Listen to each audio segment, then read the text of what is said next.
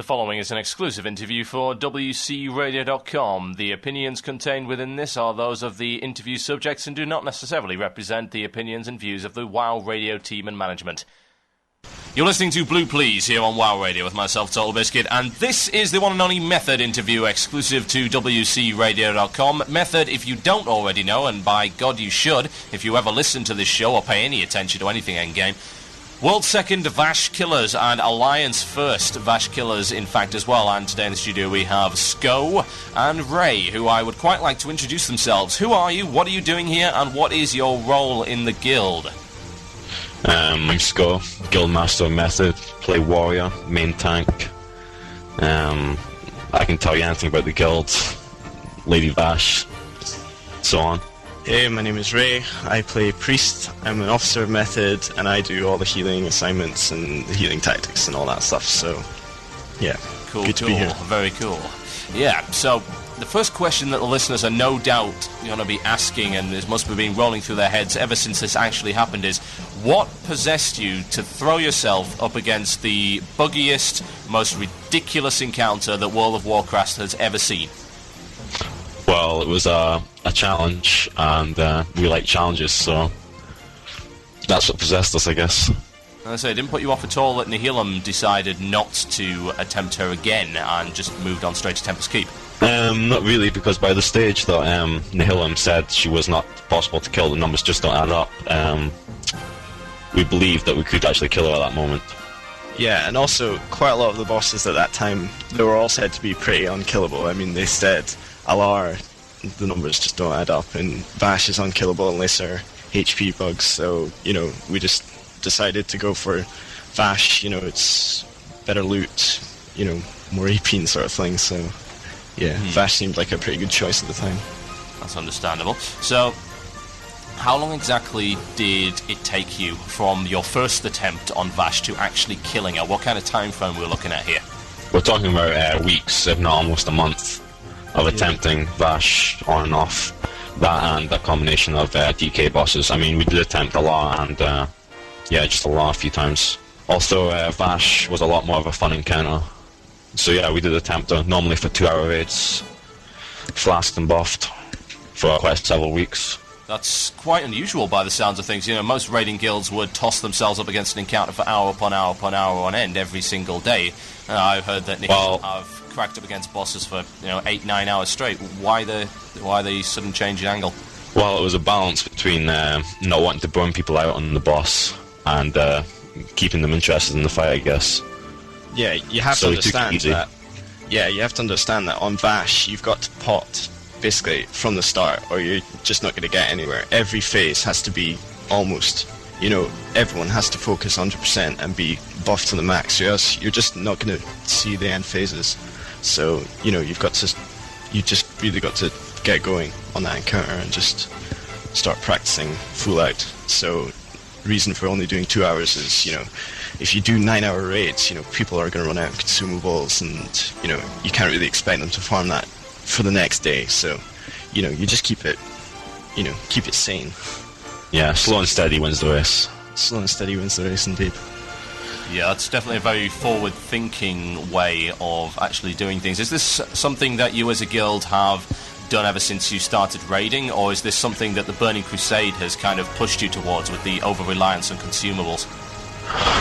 Well, we've always raided 7 days a week, normally around 5-hour raids every day. So I suppose it was actually a bit more even casual on when we were attempting Vash than usual. I mean, most other weeks we would be raiding 5 hours every night. But also because of the consumables, you can't go for 5 hours with all the consumables you use in Burning Crusade. So maybe it was a bit of the Burning Crusade pushing us towards that from the consumable side. But yeah, just not wanting to burn out, and just I suppose the over-reliance on consumables really made us think twice about how long we really spent on Vash. I mean, sometimes if it was going well, we did 4 hours, like reflast and got more consumables and so on. But usually it was just 2 hours per night. So. And at what point did you believe, during your attempts, that you were reaching a breakthrough point, or was it always an issue of thinking, yep, she's killable, we're going to kill her, let's go for it next try, or were you just bashing yourselves up against a wall and trying to take her a piece at a time, brick by brick? Well, you've always got to think positive when attempting these new encounters, or, you're not going to have the motivation to carry on. So, from the start, I always believed we could kill her, and tried to motivate people to share the same mindset. Yeah, there was a couple of times just when we reached the new phases. I remember at one point when we really, because you spend quite a lot of time in phase 2 as well, and there was just one point where we just got phase 2 perfect, and we got into phase 3, and now we were like, right, this is killable.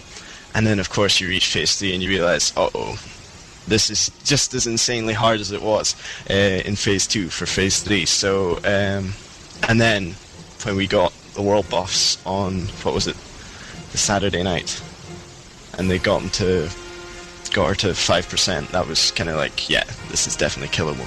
I suppose it was just about mastering the stages, step by step. Mastering phase 1 is very simple. I thought it took us, sadly, quite a long time to realise that grinding totem worked on the shock. We only actually realised that after about 2 weeks of attempting, though. That's the standard of the shamans we've got in the guild. Oh dear. Shamans being new to Alliance and all. Yeah, I was going to ask you about that, actually. Just how many shamans do you run with, and how useful have you found them as regards to integrating them into a now slimmed down, trim and lean 25-man raid setup? It's easier to integrate shamans, I would say, than it would be for Horde to integrate paladins, since you really want to have 3 paladins in the raid, if not 4, being the best healers and offering the blessings. We use 2 shamans normally in raids, so integrating 2, I suppose, wasn't as difficult. Heroism, yeah, nice buff. Totems, yeah, always nice as well. And they're both resto-spec shamans, so we don't use off-spec shamans at the moment, so... Well, yeah, in general we don't use off-spec shamans, but on certain encounters we have, yeah. On Vash, we had 3 shamans in the raid. One was Elemental, which was a bit of a change. And what use did you find for an Elemental shaman in the raid, exactly? Well, on the first attempt on Thursday, we got Vash to 5%. We had 3 shamans in the raid anyway, all resto, so the 5% was after the 4-minute enrage time in phase 3, which is the mass bat spawns. So we tried to get rid of some healing to get more DPS in, so we decided to get a shaman to respec Elemental. That was pretty much it. We didn't want to replace a shaman at the time. There was not much DPS available online, and didn't really want to lose the heroism from that shaman, so decided just to get him to respec DPS, lose the healing from him. So it's more of what you had available at the time rather than a specific choice as regards to your raid makeup. Well, we haven't attempted Bash again this reset, but if we were, then yeah, I'd like a third shaman in the raid again, rather than heroism. The heroism really helps. Yeah, the heroism really makes up for the large increase in DPS. Yeah, the slight loss you get from taking the third shaman. I mean, because it's at phase 3, you need the heroism really to get the nuke going. Because for 4 minutes for 50% is pretty tight. So the 3 heroisms on 3 groups is just really useful and takes the strain off. Yeah, no kidding. So phase 3, let's try and get a kind of breakdown of how the fight works. Phase 3, if I remember correctly, is that where the spore bats come and start bobbing the living crap out of the raid, and you have, what, 4 minutes before she enrages and wipes you? The spore bats come one by one to start with, and we've got a hunter and a warlock assigned to taking them down so they didn't bomb the raid or gather up too many, because then you run into real trouble. It's after the 4 minutes she doesn't actually enrage, just mass bats spawn from above, it's like 1 a second, and rain down on the raid. Nothing actually happens to Lady Bash, it's just the amount of bat spawn is about 1 a second, so you've got all these bats and they just rain poison down on top of you, and then if you're not about to kill her soon, you're not going to kill her. Yeah, unless you're around 5% or below at 4 minutes, then you're going to wipe. No question about that. Just about like every encounter in the Burning Crusade, it's kill her before she kills you. So that's pretty much the philosophy behind Vash, and especially in Phase 3. In Phase 3, yeah, it's all about nuke. Yeah, that definitely does seem to be something that they probably introduced, to be fair, around Anchorage 40 era, and have continued to push the whole idea of once you hit the last phase, you are on a timer before she will or he will completely and totally destroy your raid. Well, it seems to be in Burning Crusade, almost everything has an enraged timer now. I'm not quite sure, can't really remember that much in Nax. Some bosses had enraged timers, some didn't, but just about in Burning Crusade, just about every boss has an enraged timer. I mean, just as soon as you start, I mean, Gruul's got, well, not an enraged, but so many, growths that he starts one-shotting main tanks and stuff, so I suppose it's just trying to get the DPS to, focus as much as, be more important or whatever. Just trying to bring that aspect into more important. At the same time, though, there's no question about it that's needed on all the boss encounters that it is included on. Why is that exactly? Well, the survivability of the raid, due to the higher HP on everyone, is much better than it was previously, I would believe. And with no enrage timers, you could just take it slow and steady again, and then the boss is no problem. Fair enough. And do you think this is a good raid mechanic? Is this something that's allowing you to enjoy raid encounters more, or is it just simply frustrating? In a way, it can make things more exciting, I guess. A bit more fast-paced. On the majority, I would say it's more enjoyable. Yeah, probably a bit more enjoyable, yeah. It doesn't really make that much of a difference. I mean, if you're going to kill the boss within 5 minutes anyway, it's... Once you kill it once, the enraged timer is not really a problem again, really, unless the raid goes horribly wrong. So, it's there for learning, and then once you've done it once, it's normally quite easy to achieve again without the boss enraging. So... Yeah, it becomes a non-factor. Well, as regards to this kill, definitely congratulations. There was an awful lot of drama surrounding it on various particular issues. It's difficult to know where to start with it. But let's have a look first at what actually happened after you killed Lady Vash. Just for those who don't know, do you want to fill us in on what happened when Vash hit 0%? The bats from Phase 3, after the 4-minute enraging inverted commas, they failed to despawn, so the 7 or 8 people alive, when she actually died, were nuked down like 1 to 3 seconds or so. After they were dead, the bats failed to despawn, and upon entering the instance again, you were nuked from the Vash spot to the entrance. You just couldn't get anywhere near the corpse. That was all, listening, not taking GMs or death touching, but yeah. So, did you make an effort to actually get to the corpse? I heard something about fire resistance gear. Yeah, there was quite a lot of effort to get to the corpse. I mean, they were trying, the majority was trying for at least the 30 minutes it took for the corpse to despawn. Well, originally, it was just insane trying to get to the corpse to start with. As soon as you entered the instance, you were pretty much dead. Yeah, you just can't pass the elevators. While waiting on the elevator, you can get standing poisoning clouds, so on. And you take initial damage as well as the damage on the ground. I mean, when they hit you, you take... around 3k damage, fire damage, which wasn't actually resistible with the fire res gear. So that didn't go down too well. Well, to follow that up then, what actually happened when you contacted the GM? How long did it take for the GM to get back to you? Initially, I didn't contact the GM personally because I switched over raid leader to another person during the encounter, so you could switch a shaman to the melee group for heroism. But, so... he initially contacted the GM as the raid leader, and the response was it was after the corpse despawned at least, so it must have been about, the first response must have been about an hour or so after the kill, I guess. Yeah, and from what we've seen, at least from the screenshots, everything didn't really go to plan, did it? No, it didn't. It was a bit of a disaster, yeah. And why exactly was that? What kind of response did he get? Well, as you can see from the screens, they were pretty useless and pretty clueless about what the problem was as well. I mean, does this happen often? The famous quote now. Yeah, that's pretty surprising. I don't even know about stuff like that, You'd think they'd be a little more interested in what was happening around them. I mean, it's worse than the Indian call centers that they'll hire. It's a total joke, to be honest. I mean, this isn't hardly the first time this has happened, has it? We remember a famous quote, I think Fura let us know about something from Curse a while ago. Did your hunter's pet sell an Nefarian? Yeah, I've seen that as well, yeah. Same story, I guess. Yeah, I don't know what the specifications for being a GM is, but you'd think they show some interest in what's happening in the community and be a little bit more knowledgeable about what's going on in the community and like who's downing what and what's possible and so on.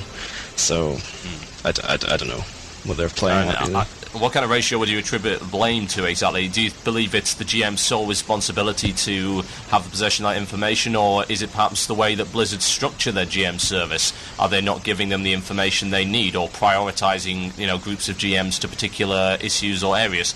Well, at least in my opinion, I would expect GMs to be people who are quite enthusiastic about the game, or else why would they want to be a GM, to be honest? In a way, I would say it's part of the GM's fault for not knowing about Bash. I mean, but in a way, yeah, it's Blizzard's as well. The policy they've got for GMs. The GM's the one you're interfacing with, so you can't really blame him. I mean, maybe he doesn't have all the information on what he cannot do. I mean, it's just like anything. Just like a waitress. I mean, if you're in a restaurant and your food's bad, I mean, you shout at the waitress. I mean, maybe, but it's not actually her fault. So it might be the kind of same situation with the GM. He didn't really know what to do. I mean, it hasn't happened a lot, especially with that boss. So maybe he didn't have all the information. Maybe he was desperately trying to find out what. And I mean, we all know how long it takes for GMs to actually reply. I mean, they seem to spell check every word or whatever they do. So maybe he was doing his best to find out, but just couldn't. But you just never know.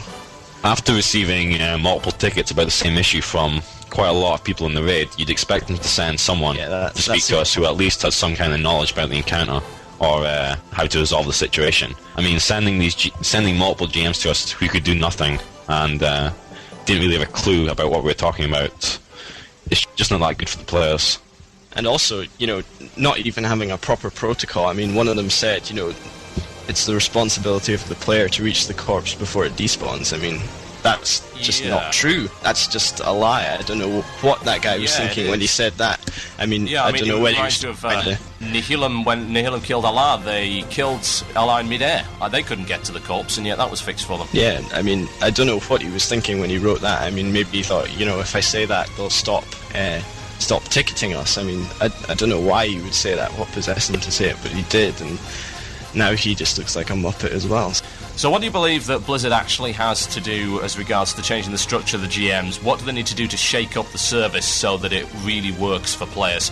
Make sure there is someone who knows about the game and is enthusiastic about it in charge of these people, really, who knows what he's talking about, and can assist needs to be better, if the initial response, primary response, isn't good enough. Like I said before, getting multiple responses from different GMs, all not knowing much about what the problem is or about Lady Bash herself, isn't very helpful. I'd rather just speak to one who does know what he's talking about, really. Yeah, it would be helpful if the things were actually forwarded on to... If they did have different departments that dealt with specific issues, then one would think that you'd receive the ticket, think, okay, I'm not part of this department, I don't have the requisite knowledge, I'm going to forward it on to someone else. It does seem to me like they're trying to fulfill quotas and keep their jobs more than anything else, which is not 100% their fault, but it's certainly something that Blizzard needs to look into as regards to restructuring the way that GMs work in general.